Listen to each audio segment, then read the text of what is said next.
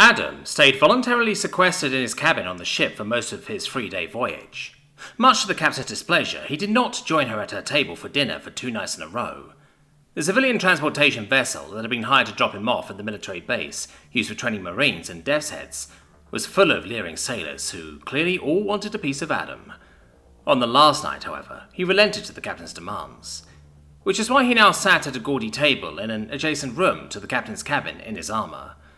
"You know," said the merchant marine, gesturing at his plated chest, "you don't have to be ready for war on my ship. Pirates won't hit us this far from the periphery." "If I'm being honest, Captain," said Adam, swallowing a piece of the alien seafood he was currently eating, "I'm more worried about the toss-starved crew than anything. Are you feeding these girls enough? Because they always look hungry." He finished with a chuckle. In truth, he didn't mind the obvious flirting from the captain. It had gotten him a plate of food that tasted like the best crab-lobster hybrid he'd ever had the pleasure of eating. "I suppose you're right," responded the woman with a dramatic sigh. "But can you really blame them, though? The tales of humanity from Marines returning from duty, along with a few pieces of human entertainment that have been allowed off-world, paint a very thirsty image of your species." "I had to break it to you, but most of my race are a lot more reserved than I think you ladies would like." He rocked his head side to side before continuing. "That being said, after spending more time in your culture and having a relationship with one of you gals, I don't doubt that there will be quite a few human Shorvanti marriages in the coming years." "And pray tell," she said, leaning forward and steepling her fingers. "Why do you think that is?" "Okay, to break it down Barney style," he said, before noticing her confused expression. To break it down Barney style means to oversimplify something. It's an old military phrase, don't worry about it." He took a long sip of his red grain and continued. "Look at it from our perspective. Once you get past the pride issue of being trounced by an empire and look at the population for what it is, you've got a race of mostly women who are almost eerily similar in appearance to our own, built like fucking models and think like guys. Fuck, it's high school meets wet dream." "I see," said the captain, leaning back in her seat. "Care to explain why you haven't taken a lonely captain up on our offer of a passion-filled voyage, if we're such a wet dream then?" She finished with a wiry smile, clearly thinking she had sprung her trap effectively. "Well, that comes down to the fact that I currently have 1.5 girlfriends back on base, and the fact that I might have more than one is already throwing my monogamous human brain for a loop." He chuckled softly, continuing to sip his drink. "Nothing against you personally, but tell you what, how about I play wingman for you next time on Earth?" Said the captain, before shrugging her shoulders and smiling. "I guess that's an acceptable compromise. I'm nothing if not a savvy businesswoman." "I figured. Listen," he started, leaning forward over the table like he was about to share some massive secret. "Humanity has been dreaming about exploring the stars as long as history can remember. If you find a male you like on Earth, just offer to take him on a journey to faraway places, to swim on alien beaches and climb mountains on worlds that we didn't even know existed 5 years ago." Leaning back, he took a deep swig and shrugged his shoulders. "In all honesty, before I joined the military and became the man I am, I would have taken you up on that in a heartbeat." "I'll certainly keep that in mind, soldier," said the captain with a wink, before raising her glass for a toast. Adam had waited on the landing pad after being dropped off by a shuttle for 5 minutes now. He was told by the captain that someone was scheduled to meet him here upon his arrival. As he stood in his armour, rifle tapping the ground anxiously, his duffel bag held in his shoulder, rifle slung across his chest, he wondered if someone just failed to get the memo. He watched as a car slowly rolled onto the tarmac in front of him, and a woman in death's head fatigue stepped out. "I apologize for the delay. You're my new recruit, right?" the woman asked, walking towards Adam. "No fucking shit, lady," he thought. "Do you see anyone else decked out in commando armor just waiting around?" "Yes, that's me. Recruit Adam McGinnis, reporting for duty." "Nice to meet you, recruit. I'm Instructor Zevran Teljara. You will refer to me as Instructor or Instructor Zev, if you need to get my attention specifically. Put your shit in the trunk and step in. Your captain made good time and dropped you off a few hours before the rest of the recruits are set to arrive." "Yes, Instructor." Adam shoved his duffel bag and rifle into the trunk of the vehicle and joined the woman in the front. "Your name, recruit? It's odd. Are you from the periphery?" "Something like that, yeah," he replied, as the silence stretched out in the car. About 10 minutes later, they pulled in front of a squat building. After retrieving his gear, he was led into a large platoon-sized bay with at least 60 bunks inside. "Pick a bed and locker, change into fatigues, and wait here. The rest of your bunkmates will arrive in less than 3 hours," Zev instructed as she walked out to the bay, before pausing and turning to Adam. "You're the only male this cycle, and I should warn you that it's been nearly 30 years since a male passed selection last. I hope you're not shy, recruit." Don't worry, instructor, not my first rodeo, he replied cheerily before she nodded, seeming to take his response as acceptable. The only problem for Adam, however, is that this was his first rodeo in a way. No, it wasn't his first time in a special operations selection course, but certainly it was his first time in one surrounded by horny, 7-foot-tall murder tanks. Well, he thought, as he unloaded his bag into the locker behind his bed, this is going to be an interesting couple of months. Satisfied with his mediocre organization, he changed out of his armor and into his fatigues, going over his rifle while he waited. In the brief time he'd been on the ship, he'd taken the opportunity to take it apart and put it together dozens of times. The captain had even allowed him to take it to an onboard shooting range they used to train crew on how to fight off pirates.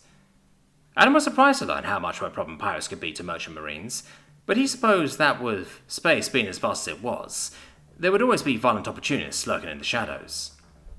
He had just finished reassembling the rifle for the third time, when he heard muffled shouting coming from the end of the bay. He figured these were his companions to be being greeted upon arrival by the instructors. Falling into old instincts, he did what he was taught in his own time in various schools that the Ranger Regiment had sent him to. He stood up, held his rifle at port arms, and towed the line. The door flew open, and recruits began to stream into the room, some being viscerally attacked for lackluster performance upon arrival by instructors. The gaggle of women in various states of panic stopped in their tracks suddenly, however, when they laid eyes on Adam. "Holy fucking shit, it's a guy!" yelled one of the recruits. "Not just a guy," replied another. "It's a human!" "Recruits, shut the fuck up before I fail this entire class!" shouted one grizzled older instructor. This seemed to reactivate their malfunctioning brain cells, and the recruits all scrambled to find a bunk. As they were busy unloading their items, the clearly senior instructor piped up.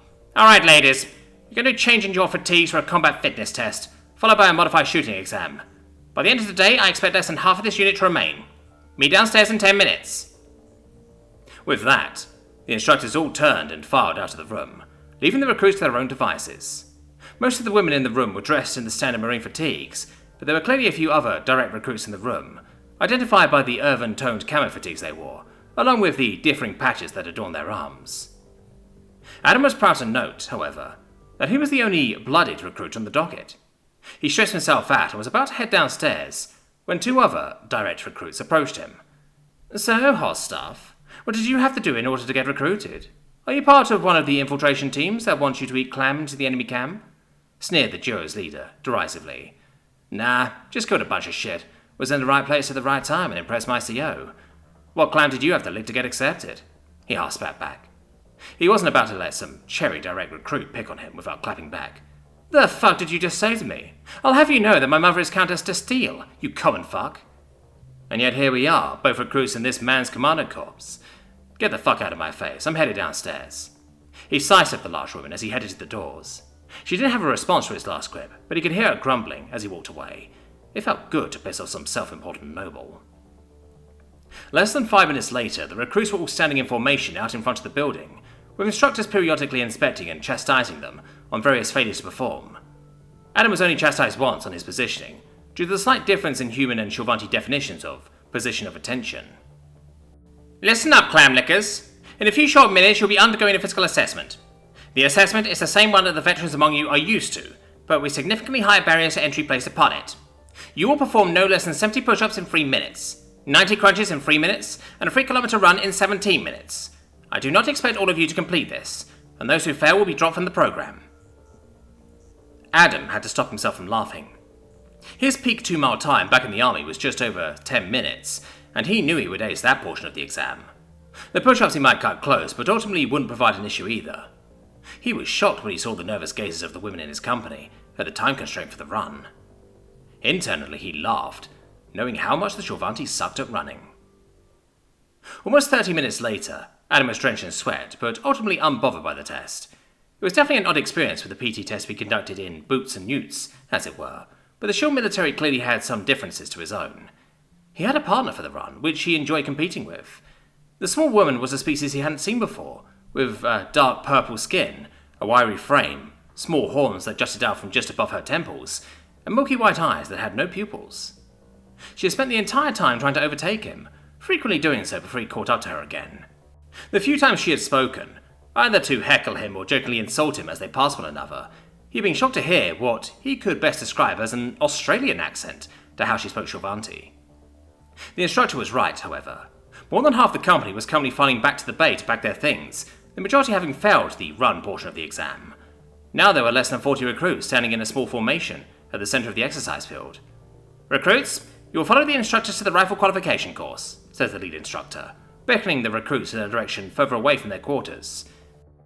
The group walked for about 2 kilometers before they arrived at what Adam could only describe as a shoot house, flanked by a few 100-meter open target shooting range. "Recruits, you'll be taking a modified version of the standard marine rifle qualification today." The lead instructor paused to look at her charges before continuing. "Each of you will assault and clear the building in front of us in less than 2 minutes, before moving to the roof and taking the standard portion of the qualification. Does everyone understand?" The resounding "Yes, instructor" from the assembled recruits echoed around the base. Adam was third in line for the exam. He'd overheard the instructors and knew that of the 2 women in front of him, there was a 50% success rate. He'd been through shoot houses many times before, however, and was confident in his close quarters abilities. Instructor Zev collected Adam from his place at the lead of the line and took him to the starting room.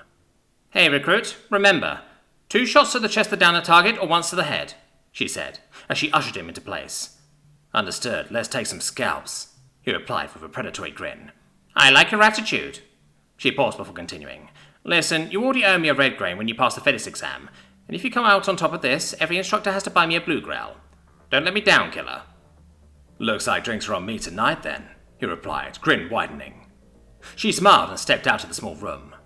A large garage door-looking number sat before him. He was trying to figure out what to do when the voice of the lead instructor came over an intercom in the room. "Recruit, open the sliding door when you're ready to start. Time will begin as soon as you touch the partition." Adam shrugged and walked over to the door, sliding it above his head in one fluid motion. Before him sat a walled-in yard with chest-high walls interspersed throughout. Multiple targets stood in the courtyard. He sprinted for the nearest cover, bracing his rifle on the wall. He sighted his target, put 1 round in the head, repositioned to the next, and repeated as he moved from cover to cover in the training ground. In short order, he was stacked on the outside of the 2-story building and slid into the open doorway. He quickly pulled left as he entered, hitting 2 targets that sat in the atrium before moving to clear a small room off to the left side. 1 target sat behind a mock bed, which was quickly neutralized. In short order, he had cleared the building, moved to the roof, then sat picking off targets in the distance at his leisure when they popped up. In less than 5 minutes of rooftop work, he had finished the exercise. As he left the building by the conveniently placed fire escape, he could see the instructors all glaring at him, but also looking somewhat proud. He figured this to mean he had passed, and they were somewhat miffed to realize they all had to buy Zev a drink. He smiled as he passed, and Zev shot one in return, bidding him to stand next to one of the recruits who had gone before him. In the following hour, the recruits filed through the course. Adam's group held just over 24 women, including the horn woman from earlier, who had exited the shoothouse grinning like a madwoman, particularly at Adam. He was not sure what to make of her chaotic personality at the moment, but he was sure he would get used to it eventually, like he had done with his team. Once all the recruits had finished, the lead instructor had denoted that Adam's group was, in fact, the ones that passed the exam. The ones that failed were bade to pack their belongings and leave, while his contingent were told to armor up and prepare for a 3-day field training exercise. Adam was in the middle of affixing his armor plates to his suit, when the small woman maneuvered to the now abandoned bed next to his, threw her items haphazardly into the wall locker, and sauntered over to him in a standard marine suit of armor. She extended a traditional Chauvanti fist bump to him, after he felt his backplate snap into place. "I'm Sergeant Slay Monfrez," she said with a small bounce. Adam McGinnis." "Oh, I know. I read your medical report," she replied, excitement bubbling up in her tone. What?" "Oh, yeah. They forgot to disable my unit permissions when I got transferred here. I know the allergies and medical history of every member in the company." Oh boy, he thought. She's fucking insane.